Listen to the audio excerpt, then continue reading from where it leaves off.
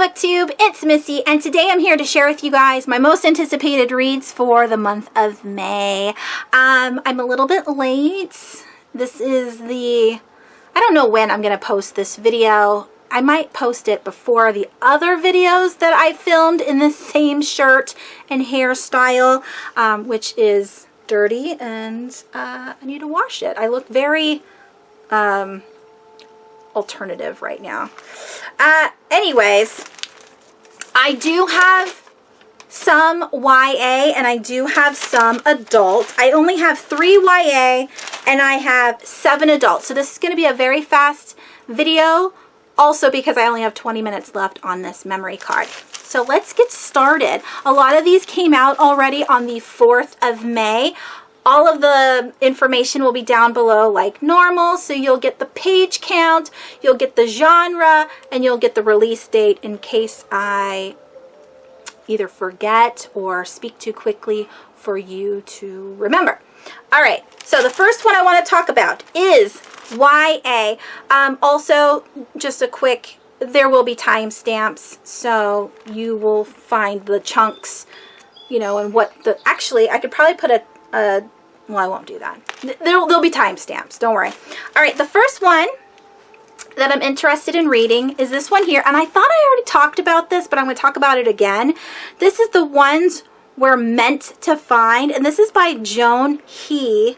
This is 384 pages. It came out on May 4th, and it's about C. The main character's name is C, and she's trapped on an abandoned island for 3 years without knowing how she got there. She doesn't remember her past, except for that she does have a sister, and her sister's name is Kay, and she's trying to find her way off the island so she can save her sister. But again, she doesn't know how she got here or how she's going to be rescued or how to find herself off of the island. It's a sci-fi mystery, and this cover is flipping gorgeous. And again, I thought I already talked about this, but maybe I had put it on my most anticipated reads earlier in the year, and then the date changed, and then I saved it for this month. I think that might be what it was. All right, number 2 in the YA is called The Block, which is the sequel to The Loop by Ben Oliver. This is going to be a trilogy. In the first one, The Loop, it's about a futuristic death row for children under the age of 18. It's a long, repetitive purgatory, and it also takes place underground, I think. This is a sci-fi dystopian fantasy. I was really interested in the first one last year, so I want to continue on being interested in this trilogy this year. It is 320 pages, and again, it came out on May 4th. And then the last YA book that I'm interested in reading for this month is called The Ivies. It is by Alexa Dawn, I think. D-O-N-N-E, maybe. It's 320 pages, so not that long. And it actually comes out on May 25th, so the end of the month. It's a thriller mystery, and this is about 5 Ivy League girls. So there are 5 girls that would kill to get into an Ivy League school, and they do. And that's the mystery. Who is the killer? What do they want? Yada yada. I like YA books that have to do with murder taking place in a school, just because I feel like, you know, the cattiness is entertaining. I want to know why these girls are so mean and naughty. I've never been like that, so it's interesting to see somebody else's point of view on why they do the things they do. And that is it for YA books. There's not a lot of books that typically come out in May that I'm usually interested in, and those are the 3 YA. So let's get on with the adult books, and yes, I do have some nonfiction in this category. Number 1 is Project Hail Mary. It's the newest book by Andy Weir. I absolutely loved The Martian. It was my absolute favorite story that I read in whatever year that I read it in. I can't remember now. I I read the book twice, I believe. I've watched the movie a million times. This one is 448 pages, and it came out on May 4th, and you might be thinking, hey, did you read his other book? Yes, I did. Artemis? I hated that book. That one takes place on the moon, and it's the main character's an awful human being. I don't think anybody really liked that story. Maybe I'm wrong. But I did purchase it and then give it away because I didn't like the character. The main character is a thief and a liar, and she's a spoiled brat, and I didn't like the situation she was in, or the situation she put herself in, because it was all her fault. Everything was her fault. She started it, and I didn't like that. So Artemis wasn't good. I'm hoping Project Hail Mary is a saving grace to Andy Weir's writing career, because The Martian did so well, and to have his sequel be a flop, I'm hoping the third one raises him up again in my eyes. All right, what this book is about a lone astronaut, which this person's on an impossible mission. So kind of like The Martian, where, you know, we have our main lone astronaut. I think that's a good theme to be writing about, and I'm looking forward to reading it. I wonder if this is going to be a movie eventually, and I wonder if they'll try to put Tom Cruise as the main character, because it has Mission Impossible in the synopsis, which is so funny. Yeah, they changed the word to Impossible Mission, but it still says Mission Impossible. Anyways, I'm being silly. All right, number 2. It's called Find You First. This is by Linwood Barkley. I did read his book, A Noise Downstairs, and really enjoyed it, so I'm hoping I like this one as well.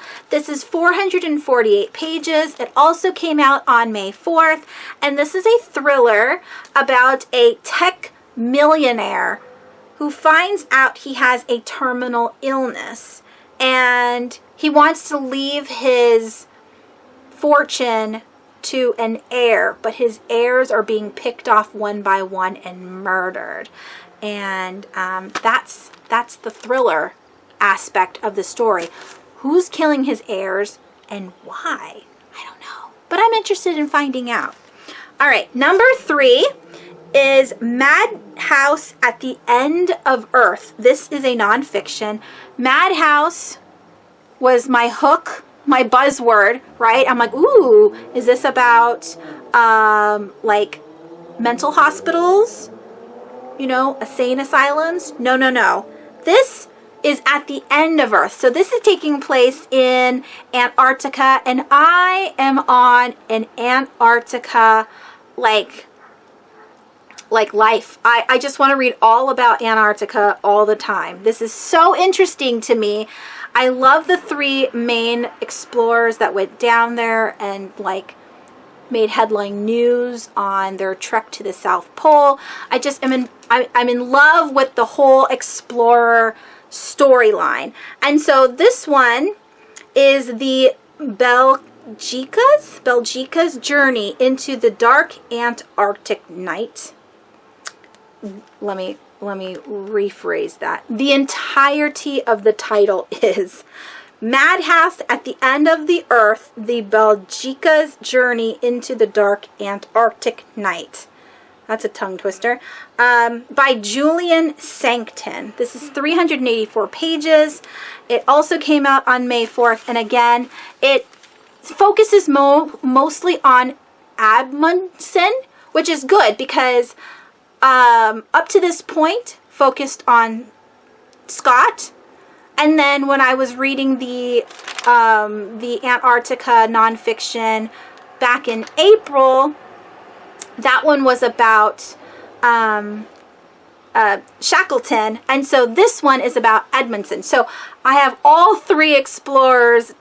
The boxes have been checked off. I absolutely am going to be buying this one so I can read it. The next story that I have here is another nonfiction, and this one is about hummingbirds.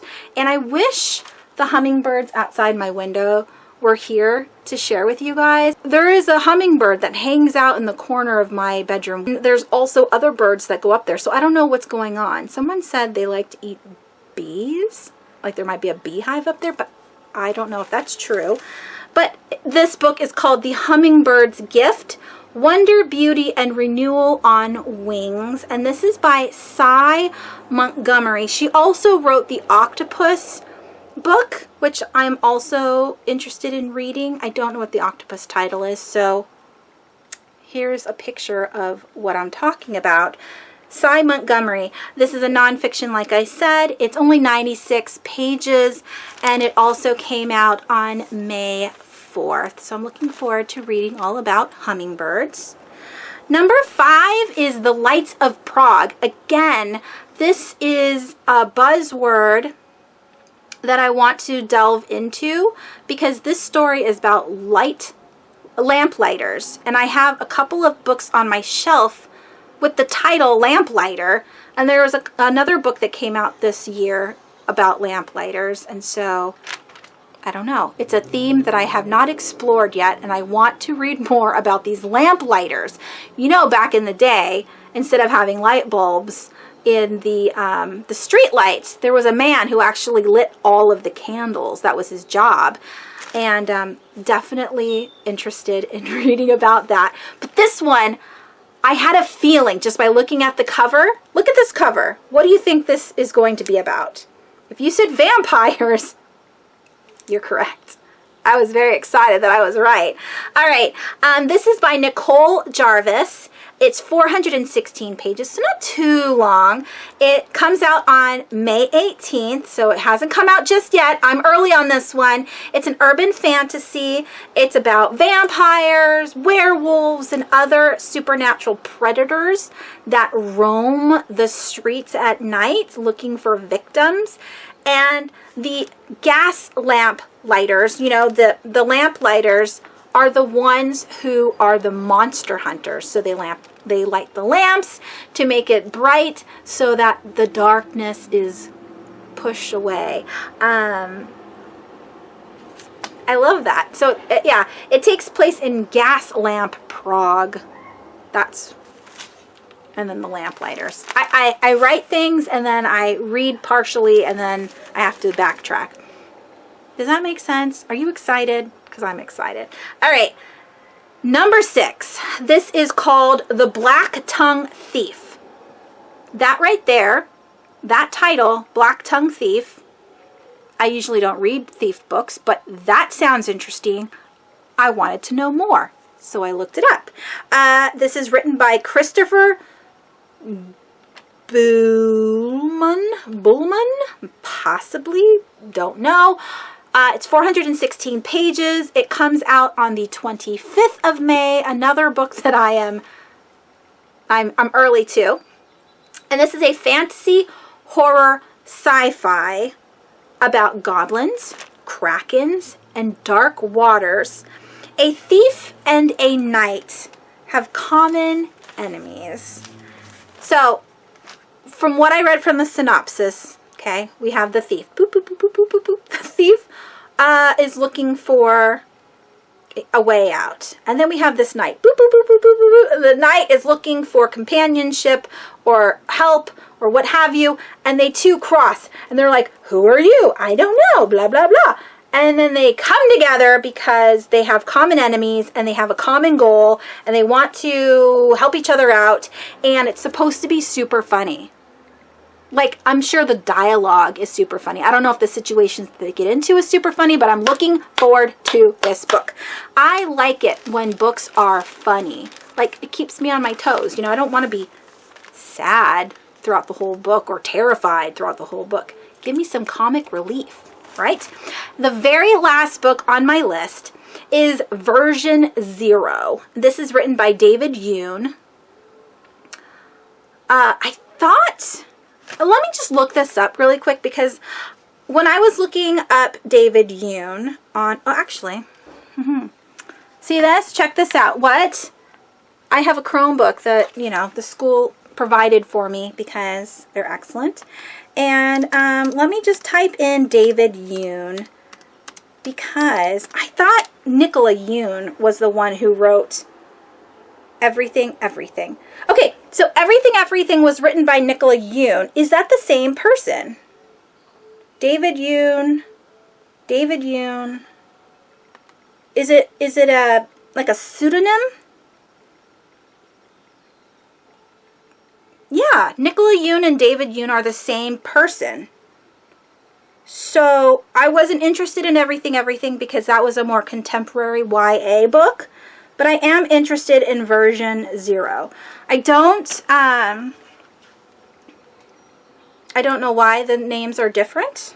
I didn't look that up, obviously. I just barely typed in David Yoon into Goodreads, but you can follow this up if you are interested in why there are 2 different names. It might just be a pseudonym. It might be David was writing under Nicola at the beginning and then decided he was going to change the name to David later on in his publications. Who knows? But this book is a sci-fi thriller. Again, it's supposed to be funny. This is a funny tech adventure through the near future with questions about modern morality. So it's about tech problems that we deal with today and what happens with all of that. I'm interested in watching more about tech stuff. Right now, I am obsessed with essayist content on YouTube. So anything that delves into music, movies, television shows, characters, conspiracies on the shows and how they were created and why they have these characters and what they did. The Theorist right now, I just found The Theorist today and I'm really interested in learning more. I love writing essays, but I love watching essays on YouTube. I spend most of my time just doing that. And yeah, that is my most anticipated reads for May. I went through about 8 or 9 different websites to find these books. Even my Goodreads go-to like section, I just type in new book releases for the month that I'm looking for the year that I'm looking for. And typically when I click onto Goodreads, they have a huge list of like 200 different books to choose from.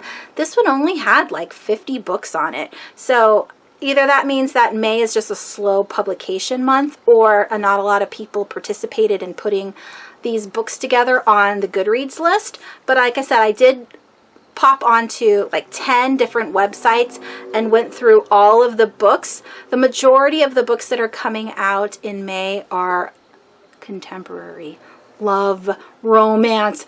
Bleh. Don't want to read any of that, and so I skipped them all, and that's why my most anticipated reads list is so short. But if you have come across anything that I might have missed, whether it be horror, thriller, comedy, nonfiction, let me know down below and I will add it to my TBR for the future. With that being said, all of the books that I have talked about are down in the description below, so it's easy to go back and find them later. You don't have to watch through the whole video again. And that is it. I am going now. Thank you so much for watching this video. I hope you guys have a wonderful rest of your day. If you watch this later on, I hope you guys have a wonderful rest of your weekend, and I will talk to you soon.